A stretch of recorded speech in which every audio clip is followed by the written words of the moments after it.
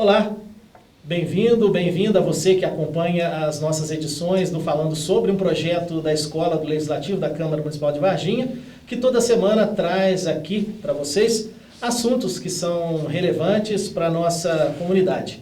E hoje nós vamos falar sobre saúde, falar sobre Covid, e para isso nós convidamos aqui o médico infectologista, Dr. Luiz Carlos Coelho, que recentemente assumiu como superintendente de combate à Covid aqui no município de Varginha. E nós temos também aqui a presença do vereador Joãozinho Enfermeiro, que aceitaram esse nosso convite e vieram aqui para esse nosso bate-papo. Eu gostaria de agradecer a vocês pela disponibilidade em estar com a gente aqui no Falando Sobre. E eu começo, Dr. Luiz Carlos, com a seguinte pergunta. Nós estamos aí há quase praticamente 15 meses da pandemia. Como o senhor avalia a situação do município de Varginha em relação à transmissão e casos durante esse período, especialmente agora?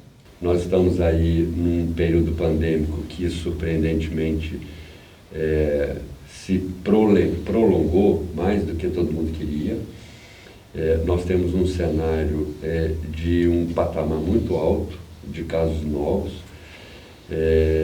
Esse patamar alto de casos, ele sinaliza para um momento ainda de atenção. Nós temos um número de óbitos ainda elevado na Macro-Sul. A gente está numa região do sul de Minas, que é o corredor da Fernão Dias, uma proximidade muito grande de São Paulo, com um parque industrial muito grande, com idas e vindas para grandes centros de maneira muito favorecida. Então isso impacta muito. Se não bastasse, nós temos também o entediamento da população com relação às medidas de prevenção.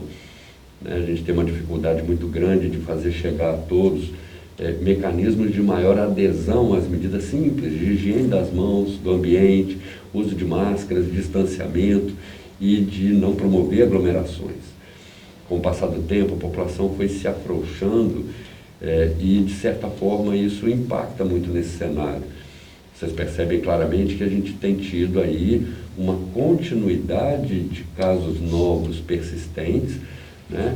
A gente ainda teve momentos de um pouco de conforto no cenário epidemiológico em relação à Macro-Sul, mas a gente continua ainda favorecido pelo nosso parque hospitalar, que ainda não nos permite, de certa forma, vislumbrar um colapso. As medidas vão sendo tomadas, houve uma expansão muito grande de leitos Covid, justamente por uma questão de evitar a desassistência, mas ao mesmo tempo nós sabemos que há uma perspectiva real de esse discurso mudar a partir do momento que a gente consiga avançar na vacinação. A vacinação ela vem sendo mais lenta do que nós e a população gostaria que fosse. Aos municípios e ao Estado não foi dada a oportunidade de adquirir os imunizantes. Eles vêm do Ministério da Saúde para o Estado, do Estado para as regionais, das regionais para os municípios. De modo que, mesmo que a gente entenda que a população no seu todo é uma população prioritária para nós para receber a vacina, essa vacina vem em remessas pequenas, semanais, fazendo com que a gente consiga realmente avançar, porém, num ritmo menor do que a gente gostaria que fosse. E essas demandas por vacinas, os vereadores recebem muito essa demanda, querendo que grupos sejam colocados como prioritários, e a Câmara também, o Legislativo, vem trabalhando junto com a administração municipal, aprovando lá projetos, teve essa reestruturação na Secretaria de Saúde. A Câmara vem atuando junto também com o município nessa questão da pandemia. A Câmara, graças a Deus, a Câmara tem ouvido bem os problemas do secretário, da pessoal da saúde, do executivo nesse enfrentamento. Aquilo que for justo e perfeito lá na Câmara está sendo aprovado o mais rápido possível para que eles possam dar andamento nessa pandemia complicada que a gente está vivendo no momento. Então a gente pede para que a população tome consciência, porque só através da prevenção vamos combater esse vírus aí. A Câmara Municipal, desde o primeiro momento, ela foi muito parceira dos trabalhos propostos pela Secretaria de Saúde. A pandemia ela nos levou a problemas que não eram vistos anteriormente e não tinha a ritmicidade que passou a ter. Então, na pandemia, tudo fica muito urgente, tudo fica muito difícil daqueles tempos que era o habitual do setor público em função do próprio ritmo e da legislação. E o que a gente percebe é que de todos os setores da administração pública municipal e do legislativo municipal, a gente contou realmente com uma brevidade muito grande e uma celeridade muito grande no andamento das decisões.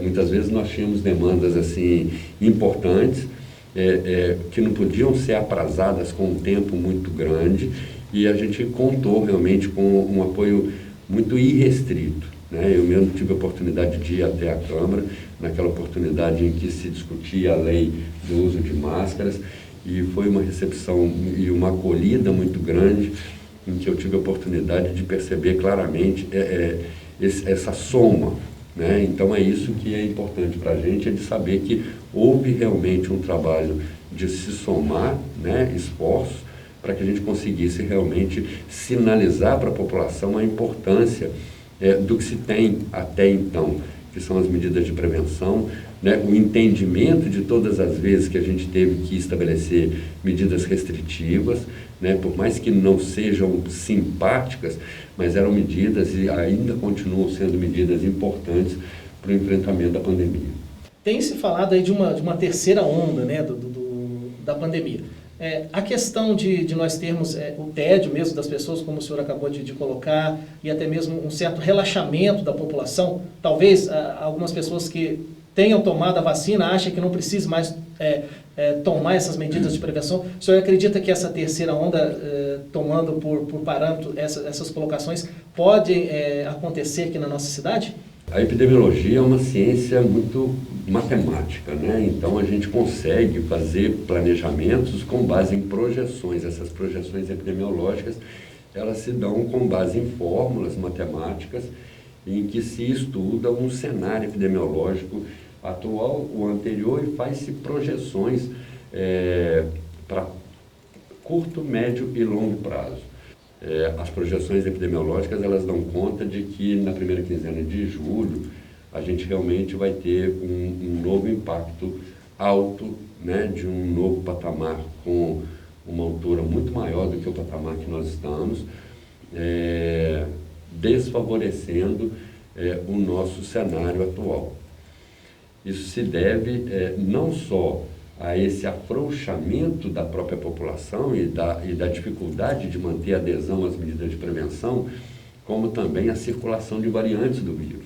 A presença da variante gama na região, ela por si só explica todo o padrão da morbimortalidade que nós temos agora em 2021, se comparado com 2020. Ao mesmo tempo, a gente tem aí longas permanências hospitalares, nós temos uma redução da faixa etária das internações e dos óbitos. Hoje, a grande maioria dos nossos pacientes internados, eles giram aí em torno de 50 anos de idade, que é a faixa preponderante.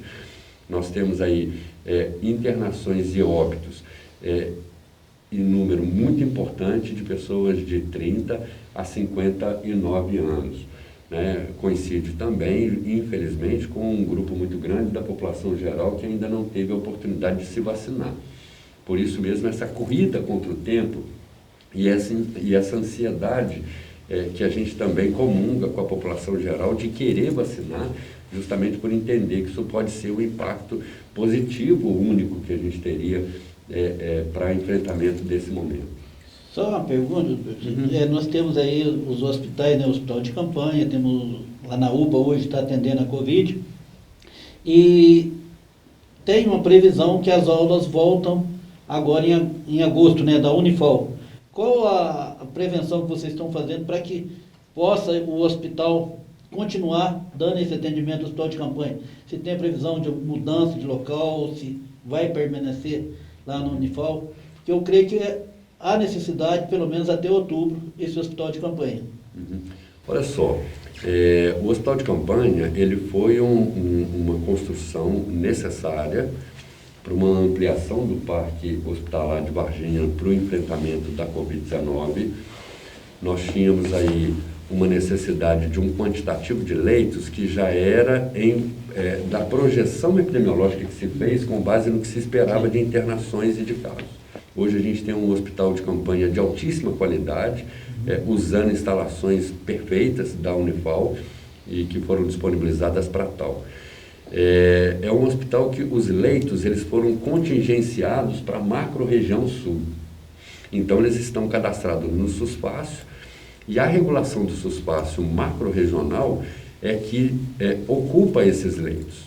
Então por isso que ele fica com ocupação plena de praticamente 100%. Quando a gente fala 95% é um leito que está só esperando a desinfecção para chegar a outro paciente.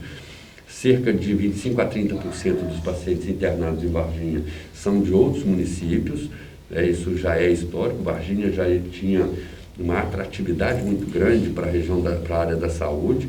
Com a Covid não é diferente, até mesmo porque houve essa ampliação de leitos e a qualidade do que se tem de assistência ali.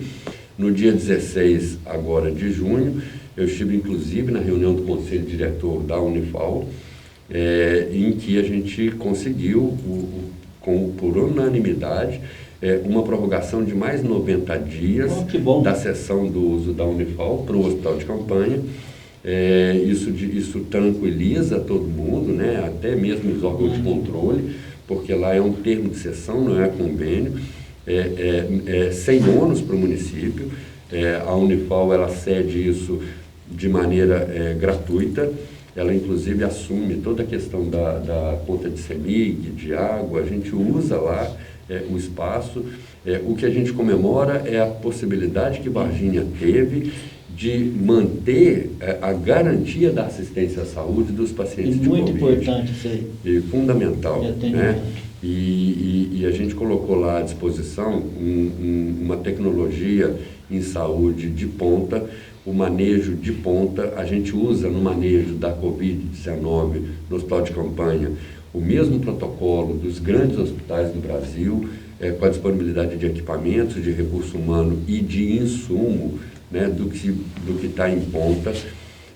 No mês de outubro, final de outubro de 2020, o Estado ele fez um plano de desmobilização de leitos. Então, obviamente, numa desmobilização de leito Covid, o hospital de campanha são os primeiros a serem desmobilizados, depois desmobiliza dos hospitais filantrópicos, depois dos públicos, né?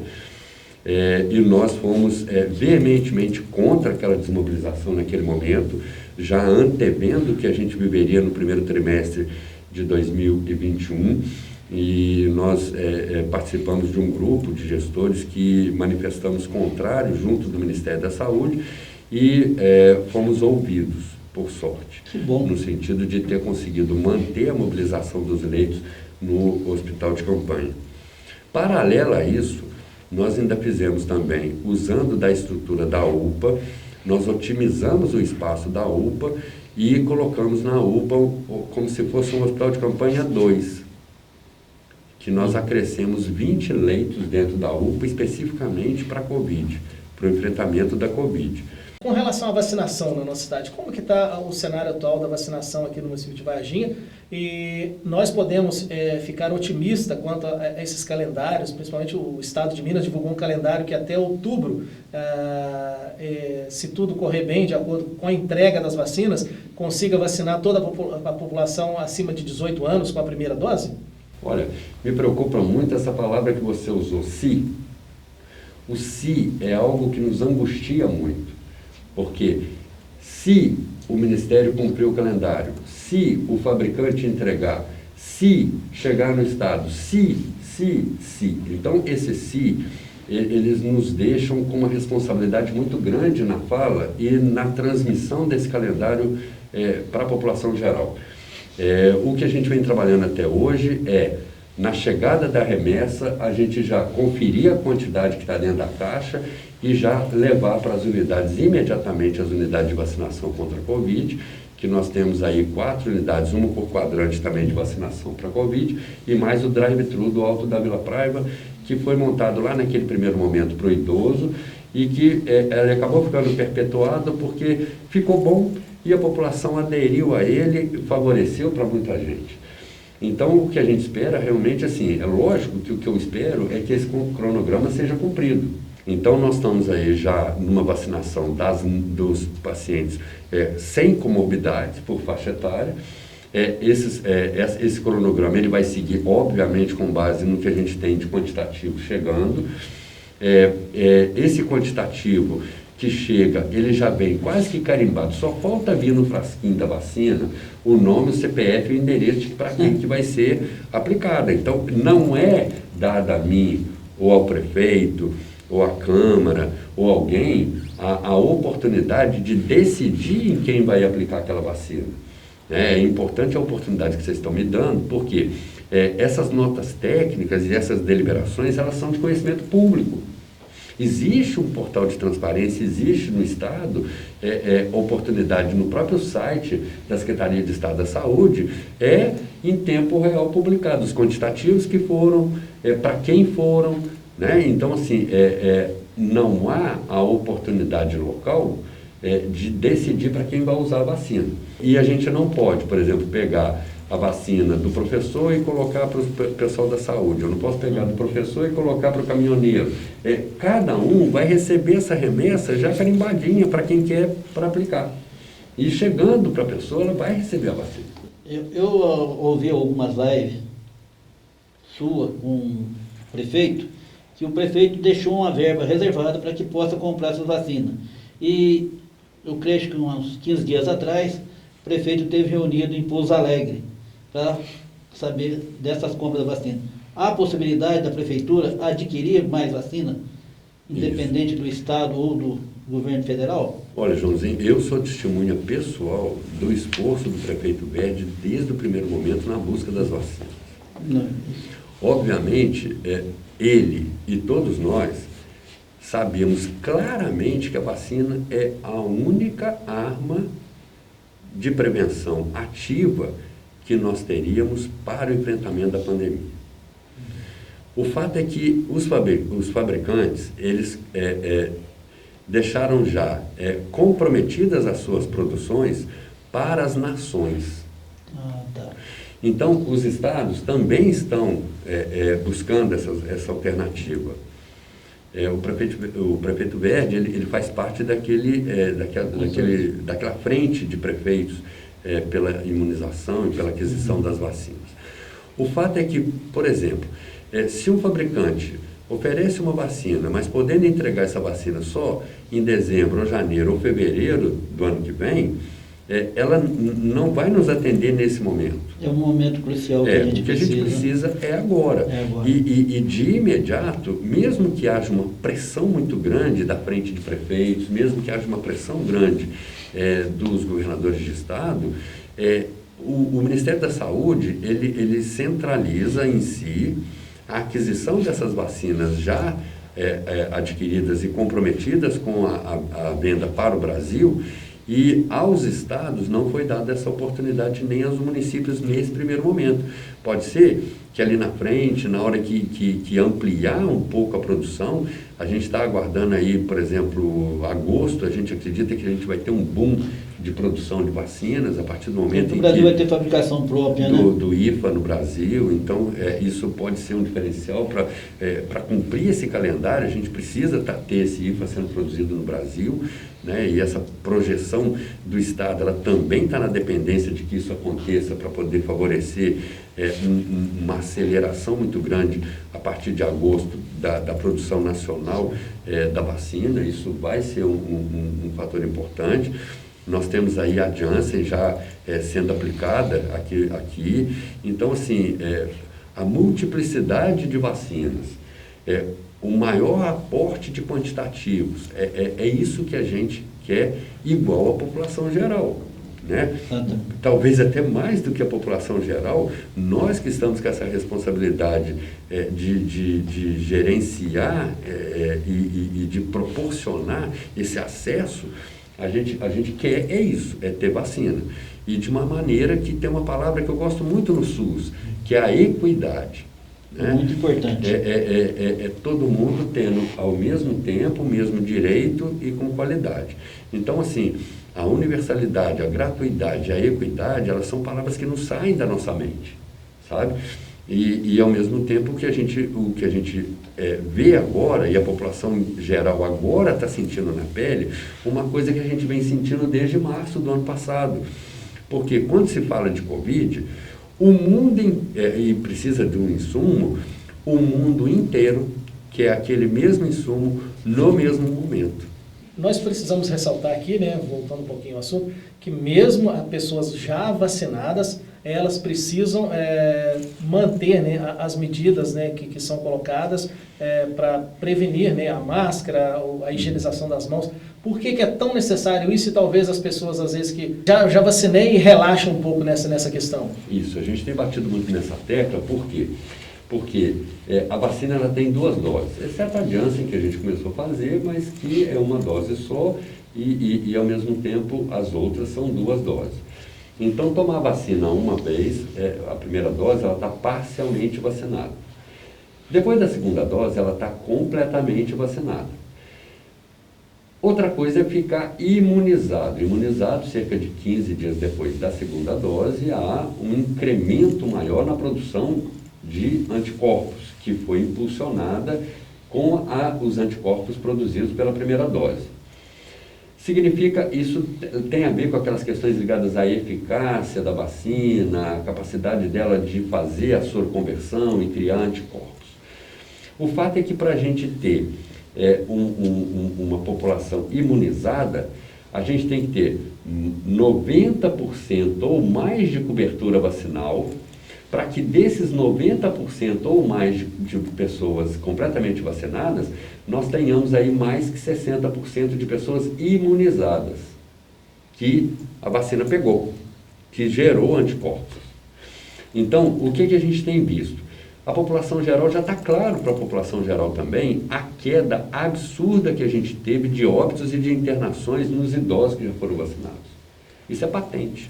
Isso é real. Já ficou real. E tem um lado bom disso, porque me favorece que os outros grupos que antigamente não se viam como grupo de risco para adoecimento e morte de Covid, passaram a perceber que, opa, deu certo, a vacina funciona. E nós temos aqui também aquele problema que muitas cidades têm das pessoas não procurarem a segunda dose, doutor? Muito pontual. É um problema pontual, que muitas vezes, assim, a gente teve algumas questões ligadas ao idoso, muitas vezes porque o idoso ele precisa de ter um cuidador que o lembre e agende lá o dia que tem que buscar pela vacina. E, ao mesmo tempo, a gente fez muito busca ativa, através do setor lá, da Secretaria de Saúde, buscando e lembrando as pessoas dessa faixa etária, principalmente idosos, acima de 80 anos, 90. Então, agora, abaixo, as faixas etárias abaixo, a gente não tem tido esse problema. Sim, e o senhor falou a respeito de uma possível onda em julho. O que é preciso, né, para o nosso município ver um pouco a redução desses índices? A gente pode passar por essa possível onda, que seria a terceira onda, mais brandamente? O parque hospitalar de Varginha, voltado para a Covid-19, a gente não consegue expandir muito mais. Porque o problema não é espaço físico, o problema não é respirador, o problema não é material descartável, o problema não é medicamento. É mão de obra. É mão de obra, é recurso humano em saúde, com a expertise que tem que ter para poder fazer essa assistência de qualidade. Você precisa de enfermeiro, você precisa de técnico de enfermagem, você precisa de fisioterapeuta, assistente social e uma série de outros profissionais que vão se unir, se somar às suas expertises para poder fazer aquela assistência de qualidade e ter e frutificar numa baixa letalidade. Exatamente. Então, o que a gente tem é que a gente vem conseguindo manter equipes de altíssimo nível nesses serviços. Hoje nós temos talvez a menor taxa de letalidade da macro-região sul, né? Isso sinaliza para a qualidade da assistência que essas equipes estão prestando nos nossos serviços. Então, o que nós precisamos, na verdade, é que a população caia a ficha de que está frente a uma situação grave. Só. Exatamente, só a prevenção. Prevenção. Eu acho que, assim, por mais que fique parecendo que a gente está repetindo uma fala, higiene das mãos, do ambiente, o uso de máscara, tampando nariz e boca o tempo todo, trocadas, o distanciamento social, não promover e não participar de aglomerações. Então, a cada vez que se tem notícia de festa clandestina, de reuniões, de uma série de situações que vocês veem o dia inteiro, né? A gente recebe aí, na média de 200 denúncias por dia, no Disque Denúncia da Secretaria de Saúde. Então, é um volume impraticável para se dar resposta imediata, né? Porque você teria que ter um aparato de fiscalização e de possibilidade real de estar onipresente, né? De estar em todos os lugares ao mesmo tempo. As questões assim, dos próprios estabelecimentos que, com o passar do tempo, foram afrouxando as medidas, foram deixando de ter aquela cobrança firme com seus frequentadores e com seus usuários, ou até mesmo com seus funcionários. Então, o que a gente precisa é que a população geral enxergue esse momento como assim, está por muito pouco. Se a gente partir do princípio que a gente precisa aí, o que a gente está pedindo? Mais 3 meses para avançar na vacinação. Então é isso. Nós chegamos ao final de mais um Falando Sobre. Se você tem alguma dúvida, quer alguma informação ou até mesmo deixar uma sugestão sobre o tema que nós abordamos hoje, você pode também deixar aqui sugestões de temas para os nossos próximos encontros. É isso então, nos vemos na próxima semana.